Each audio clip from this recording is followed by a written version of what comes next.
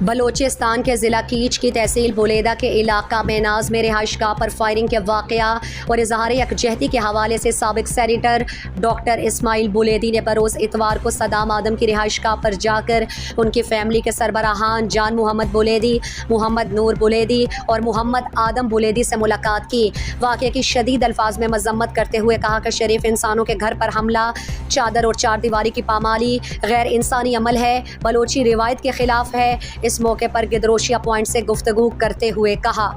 میں شدید الفاظ ہیں مذمت کہیں ماں میں سمجھے کہ علاقے تو کا امن آرگ ضروری ہے، اقصا کے کتا معاف کرنگ میں بھی اسی میں انشاءاللہ عام تحقیقات کرنے گا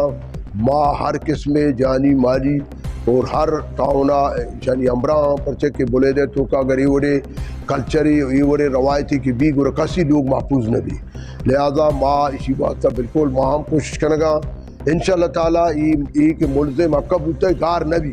ٹائم ضرور لگی بلے انشاءاللہ تعالیٰ ماں ڈپٹی کمشنر آ رہا ماں فون کو تھا وہ ماں کو ڈپٹی کمشنر ہم ریکویسٹ کرنا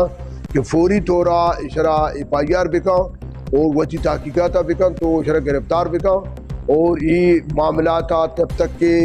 ماں آخری حد تک ماں سر نہ باں ماں انشاءاللہ آرام ننندہ ماں کو صدام یک صحافی وہ علاقے خدمات ہستا